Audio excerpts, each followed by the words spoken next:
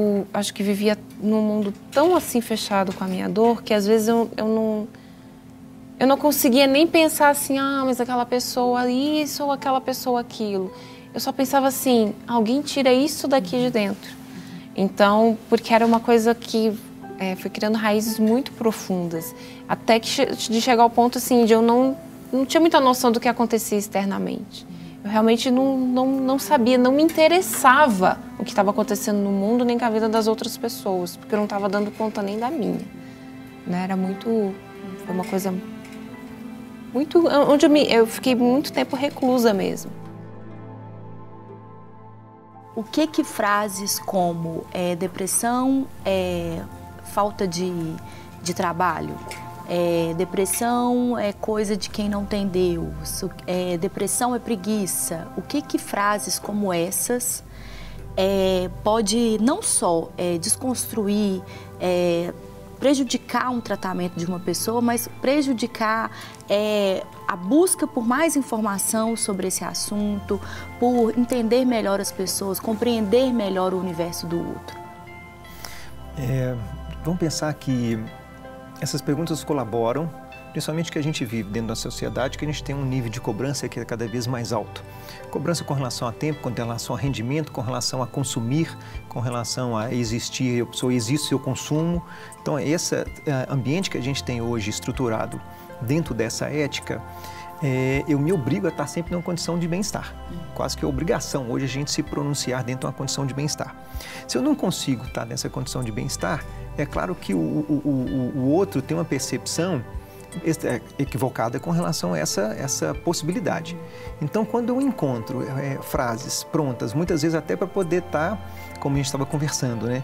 Eu não tenho mais aquela forma educada só de falar assim, tá tudo bem, aquele cumprimento, né? Aquilo é só por uma questão de educação, na verdade. Eu não estou muito disponível para o outro com relação a isso. Então, eu muitas vezes uso como essa resposta, uma resposta pronta, uma resposta imediata, para dar como se fosse ali uma solução paliativa, mas isso não resolve.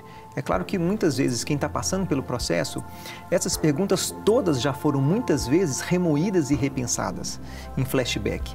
Quem está passando por um sofrimento tem duas tendências, ele hiperdimensiona aquilo que é ruim, mas hipodimensiona aquilo que é bom. Eu enxergo aquilo que é bom de maneira tão diminuta, reduzida, limitada, e aquilo que não está bom, eu enxergo aquilo de forma gigantesca, desproporcional. Então virar que, não, isso é preguiça, isso é falta de trabalho, se você trabalhasse você não estava desse jeito, se você estivesse numa outra condição você estava de uma outra maneira, isso, com a própria questão de espiritualidade, que seja falta de fé, que seja falta de Deus, essas coisas, claro, elas vão trazer um pessimismo, elas vão trazer um reforço daquilo que o sujeito está sentindo, como se ele não soubesse disso. Quem está passando já sabe, já está sofrendo o suficiente. O suficiente. E às vezes também pode acontecer, como você disse, de às vezes aumentar o problema, mas às vezes de minimizar. Falar assim, para eu não encarar todo esse preconceito, para eu não encarar esse tipo de fala, esse tipo de percepção das outras pessoas, eu vou fingir que está tudo bem, eu vou esconder. Existem máscaras que eu vou conseguir esconder o meu sentimento de frustração, de tristeza, de angústia, de dor. E pessoas que escondem, inclusive, em meio de festa, em ambientes de trabalho, em lugares que ela poderia fingir que está tudo bem, mas, na verdade, ela está doente e não consegue assumir isso para poder encarar todo esse preconceito.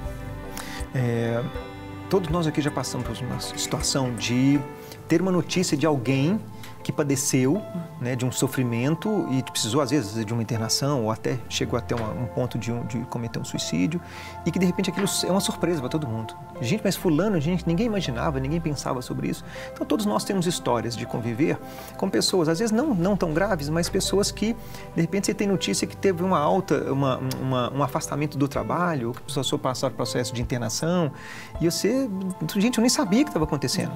Então, é claro que essa decisão de quem está passando por um processo de adoecimento, esse início de um processo de reclusão, ou seja, eu vou dar conta, ele é muito comum. Né? Assim, a gente tem essa ilusão, muitas vezes, né? Uma fantasia de que eu preciso dar conta, essa necessidade, tanto nossa quanto a sociedade, dessa sociedade que nos convida a essa autossuficiência. Então, é claro que, em certo ponto, esse sujeito vai tentando dar conta desse processo. Mas vai chegar um momento que isso fica insuportável. fica insuportável. Agora, usar isso como mecanismo para poder, nesse primeiro momento, não dar a aparência dessas pessoas à minha volta, isso é muito comum. Para você, Adelita, como é que foi que você realmente mergulhou no tratamento e nessa transformação de quem hoje acredita que é um bom motivo para poder viver e lá atrás, de como tudo começou? Eu acho que você precisa realmente escolher se submeter ao processo, porque não é da noite para o dia. Não que não possa ser, eu sempre falo isso, Jesus pode curar a gente assim, mas para cada um tem uma história. A minha história foi que ele me curou no processo. Então eu sempre falo que cada consulta que eu ia, eu estava sendo curada. Toda vez que eu tomava um remédio, eu estava sendo curada. Toda vez que eu conseguia falar, ou chorar, ou não me machucar, eu estava sendo curada. Mas foi realmente necessário me submeter ao processo, porque quando você começa, você pensa assim, pronto, agora eu vou ficar bem, vai ficar tudo bem. No meu caso, foram 6 anos e meio de acompanhamento psiquiátrico com medicação e também com a psicóloga que ainda me acompanha. E chegou momentos nesse ambiente mesmo terapêutico em que eu me sentia muito pior do que quando eu tinha começado. Eu falava, não, mas não era para eu melhorar? Porque você começa a tirar tudo para fora. E aí você vê, você pensa, tá uma bagunça, eu não vou conseguir, né? Mas respira, calma. Vai dar certo, até você conseguir começar a ver alguns resultados. E não é realmente da noite para o dia, né? Requer um esforço mesmo, requer você querer, e às vezes você não quer, porque às vezes você só quer parar e não quero mais mexer em nada. E aí uma coisa que me ajudou muito a dar conta desse processo, que não foi um processo rápido para mim, foi viver um dia de cada vez. Eu pensava assim, eu só tenho hoje, um hoje por hoje, eu não tenho que viver 3 hojes num dia, só hoje. Então, só hoje eu vou comer no mínimo 3 vezes por dia, só hoje eu vou tomar um banho, só hoje eu vou não me machucar, só hoje. Daí, tá, eu consigo. Aí, quando acordava no outro dia, às vezes era fácil, só hoje, vamos lá. Tinha dias que, nossa, mas até chegar ao final do dia é muito pesado. Aí eu pensava, não, vamos só até meio-dia. Isso, não, agora vamos só até 6 da tarde. Então isso foi indo até que eu vi, nossa, consegui viver 6 meses. Nossa, foi 1 ano. E aí você, ao ponto de você conseguir aí pensar, nossa, como é que será daqui a 1 ano? Eu posso fazer planos, eu posso sonhar, porque quando alguém me pensava assim, como você se vê daqui a 5 anos? Que 5 anos? Eu vou ter que viver 5 anos? Tempo demais. Não, como assim? Não, eu não quero, eu vou ter que viver 1 mês. Eu brinco que eu comemoro o meu mêsversário, né? Eu comemoro 33 anos e 1 mês, 33 anos e 2 meses. Eu comemoro cada 30 dias, porque eu sei pra mim quanto me custava viver 30 dias. Era uma coisa muito pesada. E hoje não é, então eu realmente celebro a vida. E foi uma das coisas que para mim foi uma chave. Entender que eu tinha que dar conta um dia de cada vez e que era um processo. E tudo bem que era um processo. Tudo bem que eu não estava pronta no dia para o outro. Era o meu tempo, né? E essa questão mesmo também da comparação, porque às vezes tinha essa questão na sociedade, mas você já tem tantos anos e você não dá conta? Calma. Eu sou a Adelita, ainda não dou conta, mas eu vou dar, vai chegar o meu momento. Cobranças também, as cobranças, né? Eu me cobrava muito, né? Então, não dava conta de ir trabalhar. Chegou um tempo que eu realmente precisei parar de trabalhar, porque eu não dava mais conta. Você ficou quanto tempo sem trabalhar nesse período, nesse processo? Eu fiquei assim, alguns meses, porque daí às vezes eu trabalhava, parava. Eu não conseguia mais ter aquela coisa de cumprir um horário. Isso eu não conseguia. Eu não parei totalmente de trabalhar, mas isso eu não conseguia. Porque eu não sabia. Como eu sou atriz, então eu trabalhava com intervenções ou com agendas, então às vezes tinha uma agenda para dali a 6 meses. Eu pensava, eu não sei se dali a 6 meses eu nem sei se eu vou estar viva. Então eu não conseguia, às vezes, marcar algo. Era muito assim, vamos ver, deixa eu chegar mais perto do evento para ver se eu vou poder, né, cumprir essa demanda. Até de chegar no ponto de falar, nossa, dou conta, tô conseguindo, né? Mas a gente tem que se respeitar muito. A gente tem que se olhar com muito respeito. A gente tem que se olhar, porque tinha um momento da minha vida que eu não me amava. Então eu precisei me olhar pelo menos como um ser humano e me olhar no mínimo com o mínimo de respeito. Aí até chegar ao ponto de falar assim, eu acho que até me amo, né? É um processo, não é da noite para o dia. Quando você começou esse tratamento, que durou mais ou menos 6 anos e meio, qual que foi o diagnóstico, Adelita? O diagnóstico também ele não veio da noite para o dia, né? Porque a minha psicóloga fala muito isso. Você não é um vidro de maionese que você pega o rótulo e coloca, não é assim. Então foi um processo de 2 anos até a gente começar a falar sobre um diagnóstico. Isso o meu psiquiatra e a psicóloga sempre assim, a gente caminhando juntos, né? Eu fui diagnosticada com um transtorno de personalidade, aí eu fui entender que também a minha depressão vinha também por causa desse transtorno. Não foram, né, só as questões que eu vivi, mas teve essa questão desse transtorno, que humanamente falando não tem cura. Então no começo foi um pouco difícil, mas eu já estava com uma estrutura para poder ouvir e para mim foi muito importante, porque não foi uma muleta. Ah, não, mas olha, eu tenho isso, eu não tenho cura, então é por isso que eu sou desse jeito, gente, você é assim para sempre. Não, para mim foi assim, ah, tá, por isso que é aquilo que eu agia desse jeito e... Ah, nossa, peraí, então agora eu sei como lidar comigo, porque o outro não sabe o que eu tenho, o outro não... E eu não vou ficar falando isso, mas eu sei. Ah, então eu sei que se de repente veio um sentimento de morte, nossa, eu tenho que morrer agora. Calma. Respira que do mesmo jeito que veio, isso vai passar. Você já tem outras estruturas, você já consegue falar sobre o que você sente, né? Você vai se conhecendo no processo e aprendendo a lidar com isso. Então, é custoso, dá trabalho, mas vale a pena. Ela citou a questão de um dia de cada vez, o efeito de viver realmente um dia de cada vez para o tratamento, quando chega o ponto que a pessoa entende que é realmente um dia de cada vez, porque a vida inteira, num dia só, para todo mundo, seja com o seu diagnóstico ou com o outro, ou qualquer ser humano, é muito realmente pesado. E tem uma certa associação, eu acredito, da depressão com a ansiedade, que é um mal que eu acho que todo mundo, em alguma esfera, eu queria que você falasse um pouquinho sobre isso para a gente poder entender até onde é saudável uma certa a ânsia, né, de viver, mas aquele ponto que já chega a sufocar. A ser exagerado. Demais.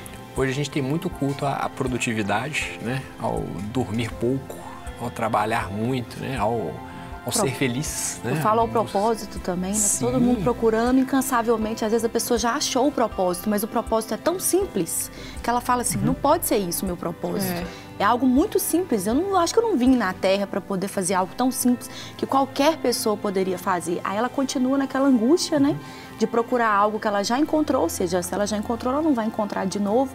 Eu acho que tem um pouco disso também, né? Sim, tem gente que entende propósito como deixar um legado para a humanidade, né? Eu vou transformar o mundo, o jeito das pessoas agirem, e às vezes você é um agente transformador da sua família, né? Ou da sua casa, ou do seu filho, né? Já é um propósito elevadíssimo, né? Já é uma coisa absurdamente grande, mas as pessoas não têm essa percepção, porque é a questão da comparação, né? Mas fulano ali tá transformando a comunidade toda, né? A igreja toda, né? A cidade toda. Mas é a circunstância que ele está, né? Não é a sua, e não quer dizer que ele está fazendo melhor, né? Você está ali para transformar seu filho, ou para se transformar, né? Para primeiro você virar um agente que vai se transformar, para depois você virar um agente transformador do outro, né? O processo da cura, da autoaceitação, né? Desse processo todo. Então a pessoa... Pode. Então a pessoa assim, ela não lida bem com aquilo, né? Ela não lida bem com aquilo porque começa a fantasiar muitas vezes, né? Ela começa a viver num mundo, criando umas expectativas fantasiosas para depois se frustrar lá na frente. Porque muitas vezes não é alcançável, não está dentro das circunstâncias de vida dela, né? Não está dentro da personalidade dela, do temperamento, do que ela consegue suportar, né? Então hoje é essa questão do propósito, né? Tem que ter um ideal, tem que ter... O ideal não é aquela coisa enorme, né? Pode ser uma coisa pequena que é enorme no final das contas, que é grande, que é pleno, que é conectado com Deus, que vem do alto. Acho que o ideal tem que passar pelo real também, né? Claro. Quando a gente pensa nessa questão de ordem, né? Porque a gente vê isso de acordo com essas influências que a gente está comentando, a gente está tão bombardeado de uma série de informações e de conteúdos que, querendo ou não, a gente fica muito influenciado com relação a isso.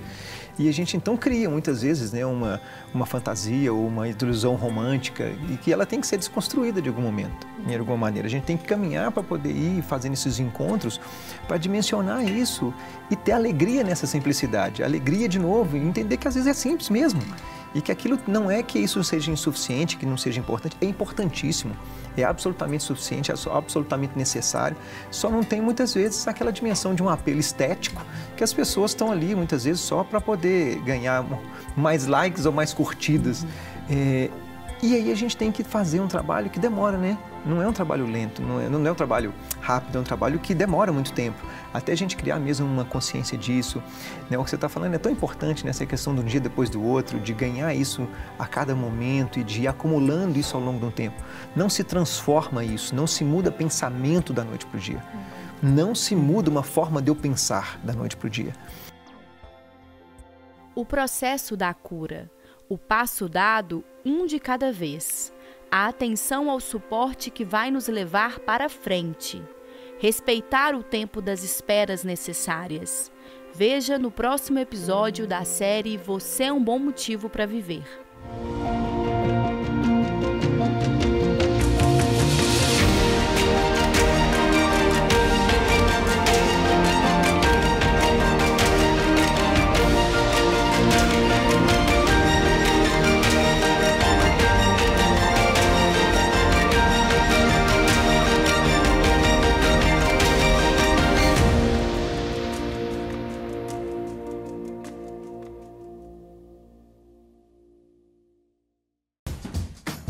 Não quer ficar um segundo por fora da nossa programação? Agora você pode nos acompanhar através das plataformas digitais.